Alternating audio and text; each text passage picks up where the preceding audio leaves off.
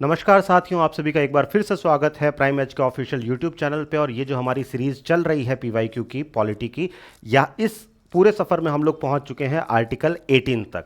Thumbnail पे आप लोगों ने देख लिया होगा, आर्टिकल 18 जो है वो डील करता है एबॉलिशन ऑफ टाइटल्स से। किससे डील करता है? Abolition of titles.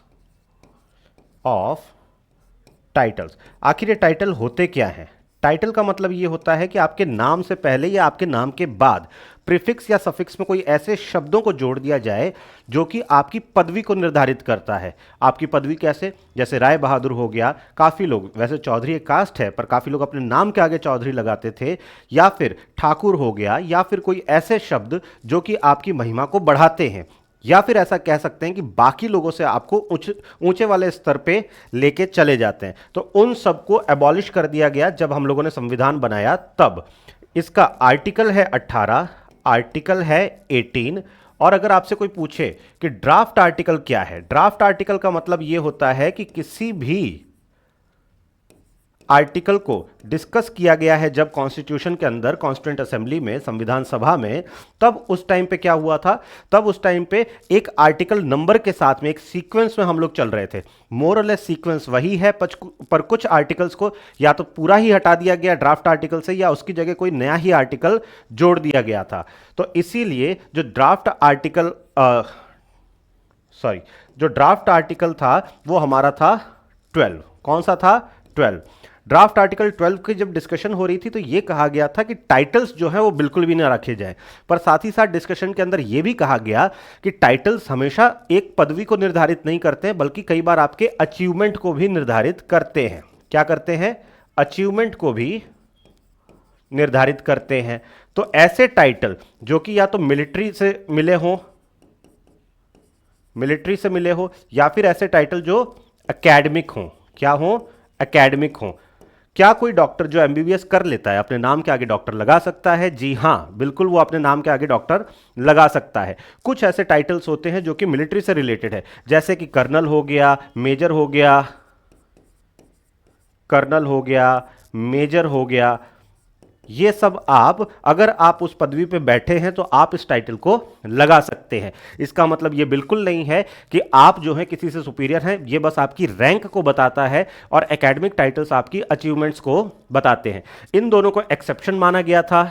जो अचीवमेंट है इसे एक्सेप्शन माना गया था। बाकी कोई भी टाइटल आप नहीं ले सकते हैं। कोई भी टाइटल आप अपने नाम के आगे राजा, महाराजा, राय बहादुर, या फिर आप छत्रपति, या फिर आप महाराणा, ऐसे टाइटल आज के टाइम में यूज नहीं कर सकते हैं। जिनके टाइटल रहे हैं उनके टाइटल बिल्कुल सम्मान के साथ में हम लोग नाम लेंगे, पर 1950 के बाद में ऐसे किसी भी टाइटल को कन्फर नहीं किया जाएगा। ना स्टेट के पास में ये पावर है कि वो ये टाइटल कन्फर कर सकती है, ना ही किसी आदमी को अलाउ किया गया है आप अपने देश में या विदेश से ऐसे किसी टाइटल को ले सकते हैं। फॉर एग्जाम्पल, आप लोगों ने सुना होगा सचिन तेंदुलकर को नाइटहुड ऑफर हुआ था। नाइटहुड क्या होता है? इंग्लैंड की जो रानी थी वो आपको नाइटहुड देती हैं। नाइटहुड देने के बाद में आपके नाम के आगे सर लग जाता है। जैसे cricketer sir Alastair Cook, cricketer sir James Anderson, नाम के आगे सर लग जाता है। बेन स्टोक्स, ठीक है, सर बेन स्टोक्स। तो ये क्या कहते हैं, जो सर लग जाता है तो वो क्या करता है? वो ये बताता है कि सर जिनके नाम के आगे लगा है, नाइटहुड जिन्हें मिला है, वो थोड़े से इंपॉर्टेंट व्यक्ति हैं। इसका मतलब इक्वलिटी यहां पे थोड़ी खत्म हो रही है। इंडिया में हमने ये सब अलाउ नहीं कर रखा है। चलिए, बेसिक इंफॉर्मेशन आपको मिल गई है। अब चलते हैं क्वेश्चंस के ऊपर। क्वेश्चंस जो है वो मैं पहले ही आपको बता चुका हूं कि हम जो क्वेश्चंस लेके आते हैं वो या तो किसी पुराने क्वेश्चन पेपर में आ चुके हैं, या फिर नए ट्रेंड के हिसाब से हमने उसे मोल्ड किया है। ठीक है, नए ट्रेंड का मतलब वो बच्चे ज्यादा समझ पा रहे होंगे जिन्होंने रिसेंट टाइम में एग्जाम्स को दिया है। आरपीएससी ने और बाकी एग्जामिनेशन जो बोर्ड्स हैं उन्होंने क्वेश्चन के पैटर्न को थोड़ा सा चेंज किया है। ऐसा कह सकते हैं कि उसे थोड़ा सा टफ किया है, पर मैं उसे टफ नहीं मानता हूं। वो आपकी नॉलेज को डीप डिग कर रहा है और आपकी नॉलेज को जानने की कोशिश कर रहा है। नॉलेज जब अगर आप सारी ले लेंगे तो आपके लिए वो क्वेश्चंस टफ नहीं रहेंगे। टाइम कंज्यूमिंग जरूर हो सकते हैं क्योंकि वो क्वेश्चन थोड़े से लेंदी होते हैं। अभी एक बार डिस्कस कर लेते हैं ऐसे क्वेश्चन जो पहले आ चुके हैं। Which article of the Indian constitution deals with the abolition of titles? भारतीय संविधान का कौन सा अनुच्छेद उपाधियों से के अंत से संबंधित है? अनुच्छेद 17, 18, 19, 16। तो कौन सा है? पहले ही हमने देख लिया, 18 है। Article 18 abolition of title, article 17 abolition of untouchability, जो कि पिछली 2 क्लासेस के अंदर हम लोगों ने किया है। आसान है। अगले क्वेश्चन को देखिए, under article 18 the state is permitted to confer titles related to which 2 fields.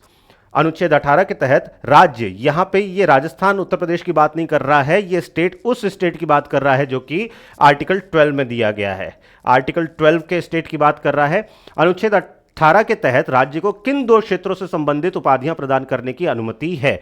किन 2 क्षेत्रों से अभी हम लोगों ने डिस्कस किया था। स्पोर्ट्स एंड आर्ट्स है क्या? नहीं। सोशल सर्विस एंड पॉलिटिक्स है क्या? नहीं। मिलिट्री एंड एकेडमिक है क्या? हाँ जी, बिल्कुल है। तो मिलिट्री और एकेडमिक टाइटल्स, नाम के आगे डॉक्टर, इंजीनियर आप लगा सकते हैं अगर पीएचडी कर लिया, एमबीबीएस कर लिया या फिर बीटेक कर लिया। बिजनेस एंड ट्रेड में ये चीज अलाउड नहीं है, ठीक है। ये वाला याद रखेंगे, इंपॉर्टेंट है। 2 ही एक्सेप्शन है। हालांकि अभी आगे हम लोग क्वेश्चन करेंगे तो अवार्ड्स की, पद्म अवार्ड और भारत रत्न अवार्ड की हम लोग बात करेंगे, तो वहां पे मैं और ज्यादा क्लियर करूंगा कि नाम के आगे पद्मश्री और भारत रत्न लगा सकते हैं कि नहीं। जैसे हाल ही में भारत रत्न श्री अटल बिहारी जी वाजपेयी की का जन्मदिन गया है, तो हम उनके नाम को पूरा लेते हैं तो बोल देते हैं कि भारत रत्न अटल बिहारी जी वाजपेयी, ठीक है। चलिए, खैर, abolition of title falls under which category of fundamental right. उपाधियों का अंत मौलिक अधिकार के किस श्रेणी के अंतर्गत आता है? स्वतंत्रता का अधिकार, शोषण के विरुद्ध अधिकार, समानता का अधिकार या सांस्कृतिक अधिकार।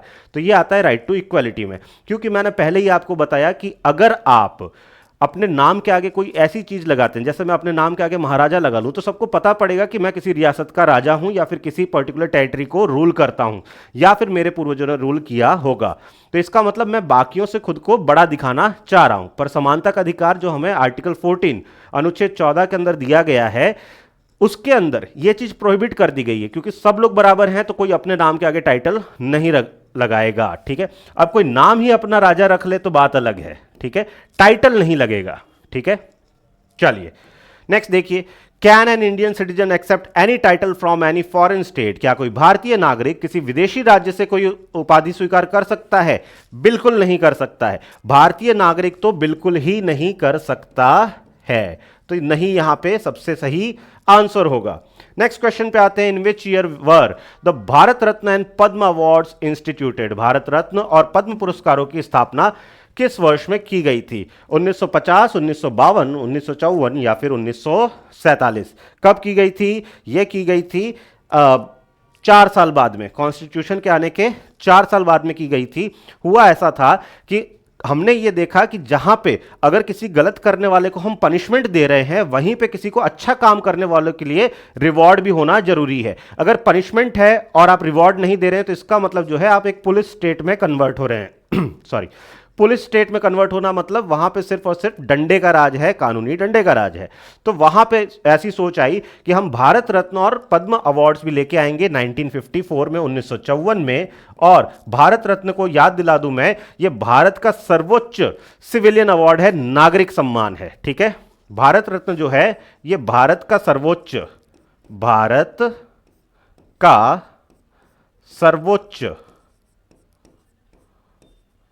नागरिक सम्मान है, नागरिक सम्मान है, ठीक है। और बात करते हैं पद्म पुरस्कारों की, तो इसे 3 श्रेणी में बांटा जाता है। कौन कौन सी? पद्म भूषण,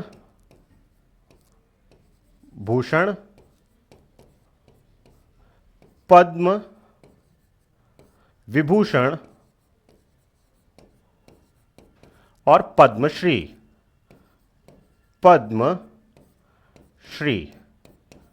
ये 3 कैटेगरी के अंदर इसे पद्म अवार्ड्स को बांटा जाता है, ठीक है। ये 4 नाम याद रहने चाहिए। इससे रिलेटेड और भी बातें हम लोग आगे भी करेंगे। विच of the following is considered title prohibited under article 18। निम्नलिखित में किसे अनुच्छेद 18 के तहत निषिद्ध उपाधि माना जाता है? पद्मश्री, राय बहादुर, परमवीर चक्र या फिर डॉक्टर। तो राय बहादुर जो है, ऐसा कोई भी टाइटल भारत सरकार नहीं देती है, ऐसा कोई भी अवार्ड जो है वो भारत सरकार नहीं देती है। पद्मश्री जैसे मैंने बताया आपको सिविलियन अवार्ड है, सिविलियन अवार्ड है। परमवीर चक्र क्या है? यह आपका मिलिट्री अवार्ड है, मिलिट्री अवार्ड है।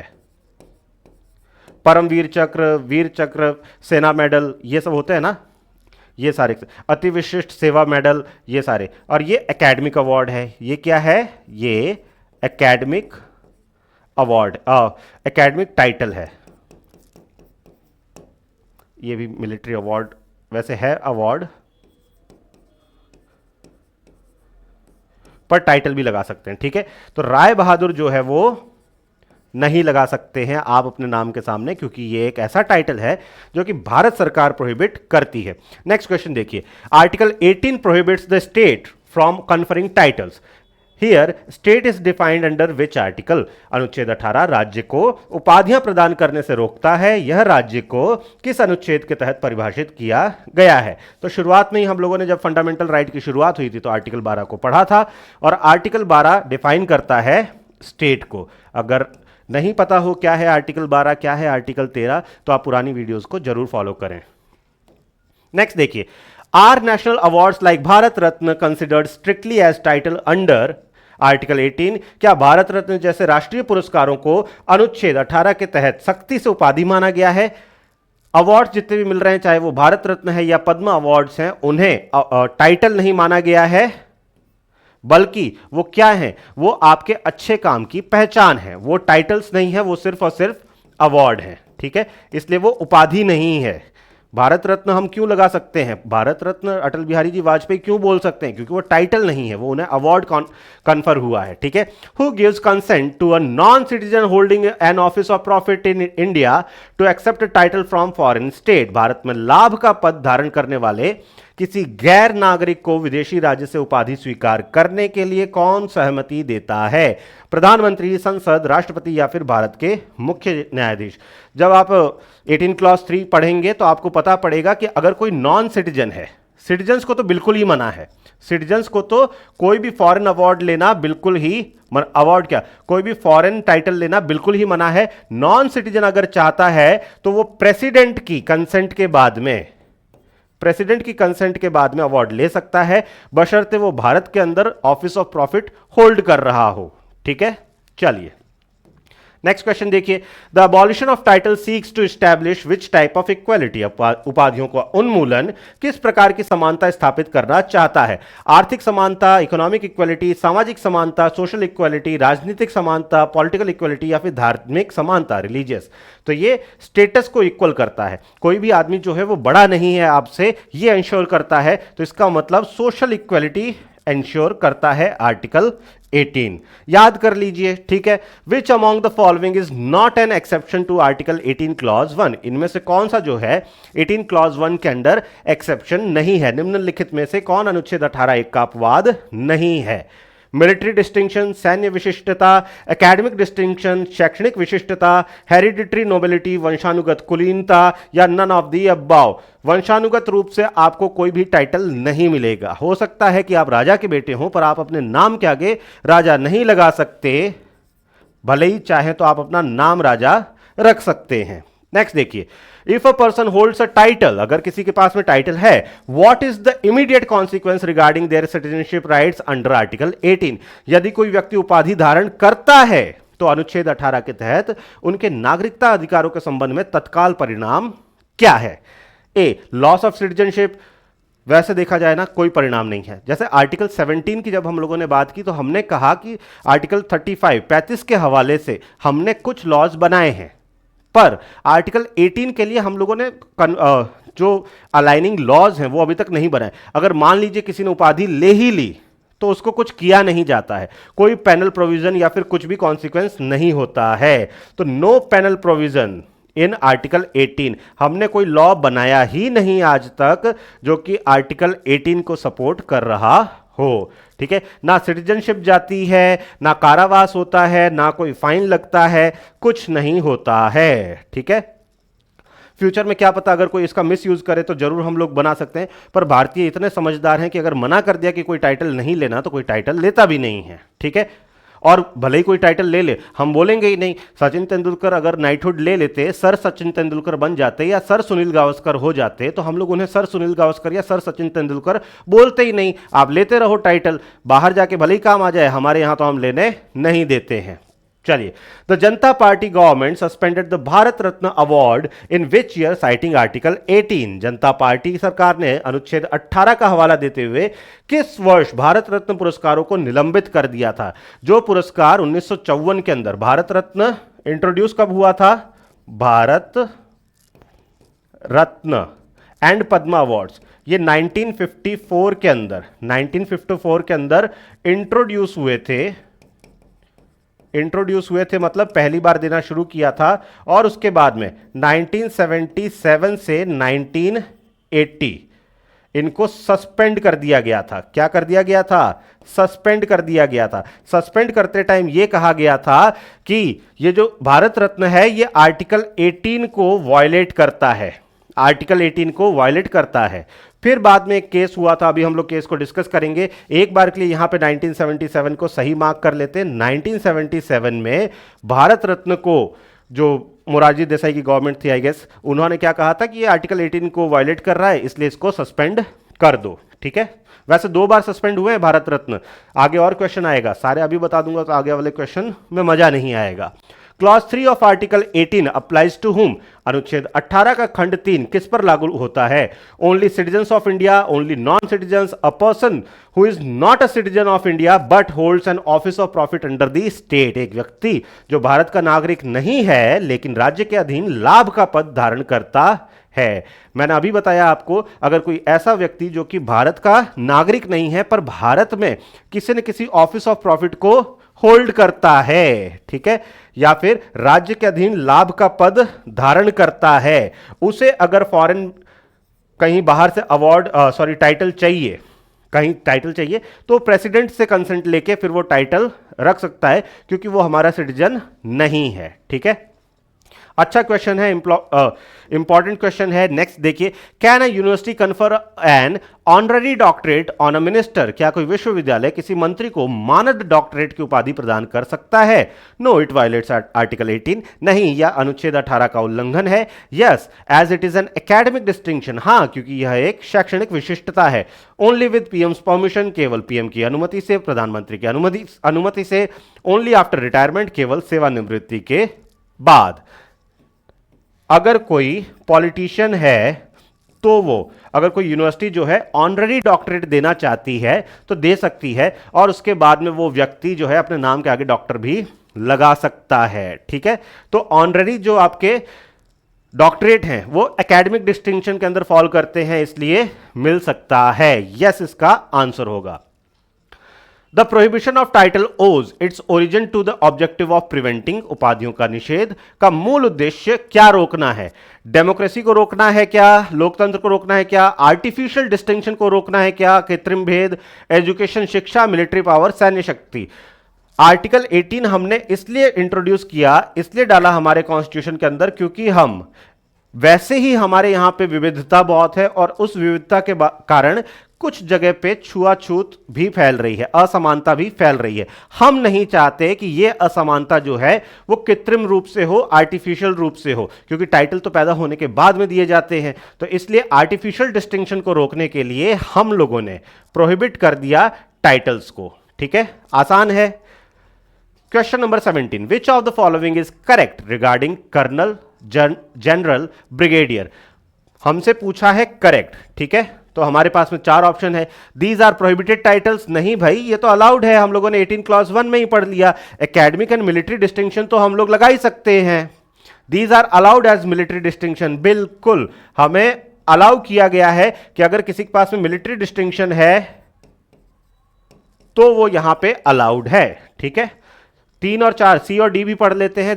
These are allowed only during war. सिर्फ वॉर के टाइम, सिर्फ युद्ध के समय अलाउड है, ऐसा भी नहीं है। ठीक है, कभी भी अगर आप सेना में जाते हैं और सेना में जाने के बाद में किसी पद को धारण करते हैं तो उस पद को आप अपने नाम के आगे लगा सकते हैं। Question number 18, article 18 clause 4 restrict acceptance of present emoluments और office. Who does this apply to? अनुच्छेद 18(4) भेंट, उपलब्धि या पद स्वीकार करने को प्रतिबंधित करता है। यह किस पर लागू होता है? केवल नागरिक पर? नहीं। Non citizen? नॉन सिटीजन कह नहीं सकते क्योंकि उससे अच्छा ऑप्शन नीचे दिया हुआ है, any person holding office of profit. या और ट्रस्ट अंडर दी स्टेट। अगर कोई नॉन सिटीजन है और उसके पास में ऑफिस ऑफ प्रॉफिट या फिर ट्रस्ट अंडर स्टेट है, तो फिर बाहर के किसी व्यक्ति से गिफ्ट लेना भी अलाउड नहीं है। ले सकता है राष्ट्रपति से पूछने के बाद। ठीक है। राज्य के अधीन लाभ या विश्वास का पद धारण करने वाला कोई भी व्यक्ति प्रेजेंट, एमोल्यूमेंट या ऑफिस एक्सेप्ट नहीं कर सकता है किसी विदेशी से। ठीक है। क्यों ऐसा कहा गया? ऐसा इसलिए कहा गया, हो सकता है कि कोई गिफ्ट देके फिर उसे अपने साइड कर ले, भारत का अंदर ऑफिस ऑफ प्रॉफिट होल्ड कर रहा है और फिर गिफ्ट देके और उसे अपनी साइड कर ले, भारत को नुकसान पहुंचा दे। तो हमने कह दिया कि प्रेसिडेंट से पूछो और उसके बाद में आप कोई गिफ्ट, एमोल्यूमेंट, टाइटल कुछ भी ले सकते हो। नेक्स्ट क्वेश्चन पे आइए। Which fundamental right is considered the bedrock of democracy along with Article 18? अनुच्छेद 18 के साथ किस मौलिक अधिकार को लोकतंत्र का आधार माना जाता है? लोकतंत्र के अंदर क्या होता है? For the people, from the people, by the people. इसका मतलब पीपल यहां पे कौन है? हम लोग हैं। हम सभी क्या हैं? इक्वल हैं। समानता का अधिकार। समानता का अधिकार कहां दिया हुआ है? यह दिया हुआ है आर्टिकल 14 के अंदर। ठीक है। कहां दिया गया है? Article 14। Use of titles like maharaja, nawab as prefix to name violates. नामों के आगे महाराजा या नवाब जैसी उपाधियों का प्रयोग किसका उल्लंघन करता है? Right to freedom, right to equality, right to property या फिर राइट टू एजुकेशन। स्वतंत्रता का अधिकार, समानता, संपत्ति, शिक्षा। किसका अधिकार? Right to equality. किसका? Right to equality. देखिए भाई, आर्टिकल 14 से लेके 18 तक इसकी हेडिंग है राइट टू इक्वालिटी। क्या है इसकी heading? Right to equality. Equality आपका अधिकार है भाइयों, सर एंड मैम। इक्वालिटी आपका अधिकार है। इक्वालिटी आपको सुविधा नहीं दी गई है कि हम आपको इक्वल ट्रीट करेंगे। ना ना ना ना, अगर कोई आपको अनइक्वल ट्रीट करता है, आपके अधिकारों का उल्लंघन हो रहा है, याद रखेंगे। ठीक है। तो समानता का अधिकार आता है। आर्टिकल 18 किसमें आता है? समानता का अधिकार। Question number 21, consider the following statement regarding article 18। अनुच्छेद 18 के संबंध में निम्नलिखित कथनों पर विचार करें। दो कथन यहां पे दिए गए हैं। It prohibits the state from conferring any title. ये स्टेट को भी प्रोहिबिट करता है। हां जी, ये स्टेट को भी प्रोहिबिट करता है कि आप कोई टाइटल नहीं देंगे, और सिटीजन को भी प्रोहिबिट करता है कि आप कोई टाइटल नहीं लेंगे। तो पहला वाला तो सही है। दूसरा, it prohibit Indian citizen from accepting titles from foreign state. जी बिल्कुल, ये ड्यूअल प्रोहिबिशन है। दोनों पे, स्टेट पे भी प्रोहिबिशन लगाता है और इंडिविजुअल्स पे भी, सिटीजन पे भी प्रोहिबिशन लगाता है। याद रखेंगे, यहां वर्ड सिटीजन और नॉन सिटीजन अलग अलग यूज हुआ है। आर्टिकल 17 में जब हम लोगों ने पढ़ा था, वहां पे पर्सन वर्ड यूज हुआ है। जब पर्सन वर्ड आ जाए तो आप ये मान के चलेंगे, जब व्यक्ति वर्ड आ जाए तो आप मान के चलेंगे कि ये सिटीजन, नॉन सिटीजन, फॉरेनर सब पे अप्लाई होगा। जब सिटीजन स्पेसिफिकली, नागरिकता अलग से अगर शब्द आ जाए तो आप ये मान के चलेंगे कि ये नागरिकों पे या फिर अनागरिकों पे अप्लाई होता है। ठीक है। चलिए, तो दोनों सही है। दोनों सही हो तो हमारा आंसर हो गया सी। क्या हो गया हमारा आंसर? सी। नेक्स्ट क्वेश्चन देखिए। Match the following clauses of article 18। अनुच्छेद 18 के निम्नलिखित खंडों का मिलान करें। क्लॉज 1, खंड 1, citizen can not accept foreign title. नागरिक विदेशी उपाधि स्वीकार नहीं कर सकता। Clause 2, non citizen under office of profit needs consent. लाभ के पद पर आसीन गैर नागरिक को सहमति की आवश्यकता है। Clause 3, state can not confer title. राज्य उपाधियां प्रदान नहीं कर सकता।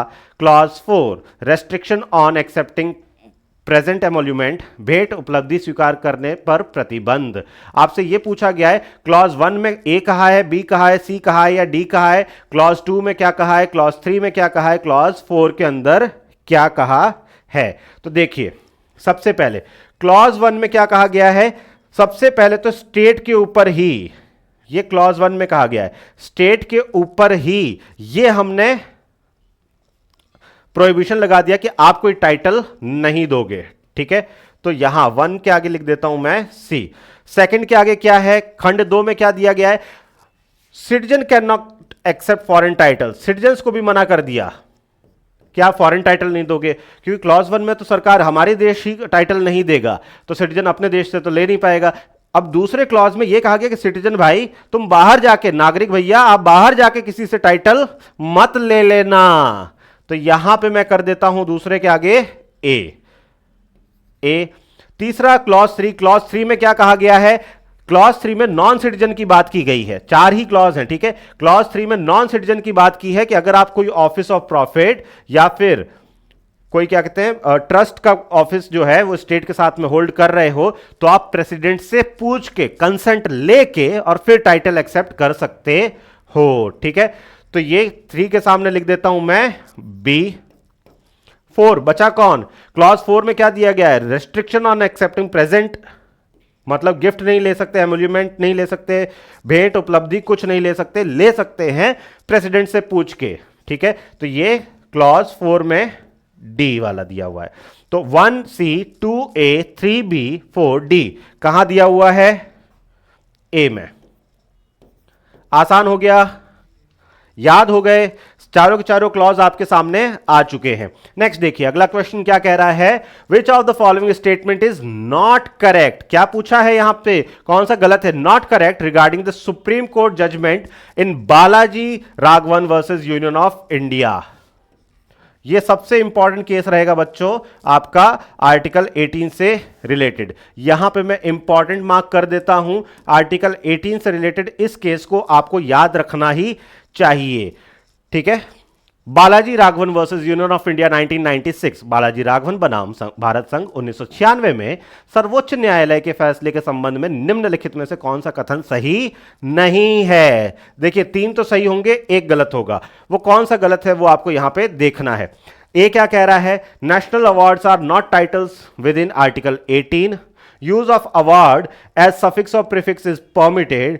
These awards should not be used for commercial purpose. A high level committee should verify the awards. 4 आपको यहां पे ऑप्शन दिया है। पहला वाला कह रहा है राष्ट्रीय पुरस्कार अनुच्छेद 18 के अंतर्गत उपाधियां नहीं है। बिल्कुल सही बात, ये अवार्ड्स हैं, ये आपके अचीवमेंट को रिकॉग्नाइज कर रहा है, आपको टाइटल नहीं दे रहा है। ये तो सही है, पर मुझे गलत ढूंढना है। Use of award as suffix और प्रीफिक्स इज परमिटेड। आप सफिक्स और प्रीफिक्स जो है अपने नाम के आगे या पीछे इन अवार्ड का नाम ले सकते हो। क्या इस केस ने कहा था? नहीं कहा था। हमें गलत ही ढूंढना था, हमें बी ही गलत मिल गया, तो हमारा बी हो जाएगा सही आंसर। क्या होगा? सही आंसर। एक बार सी और डी भी देख लीजिए। इसका मतलब सी और डी जो है वो इस केस में कहा गया था, बालाजी राघवन वाले केस में, इन पुरस्कारों का उपयोग व्यावसायिक उद्देश्यों के लिए नहीं किया जा सकता। बिल्कुल सही, बालाजी राघवन केस ने यह कहा था। डी, एक उच्च स्तरीय समिति को पुरस्कारों का सत्यापन करना चाहिए। एक कमेटी भी इसके बाद में बनाई गई थी। बिल्कुल सही यहां पे यह कहा गया है। हमें गलत ढूंढना था, बी हमें गलत मिल गया, बात एकदम खत्म। Second last question of the day. Question क्या कह रहा है?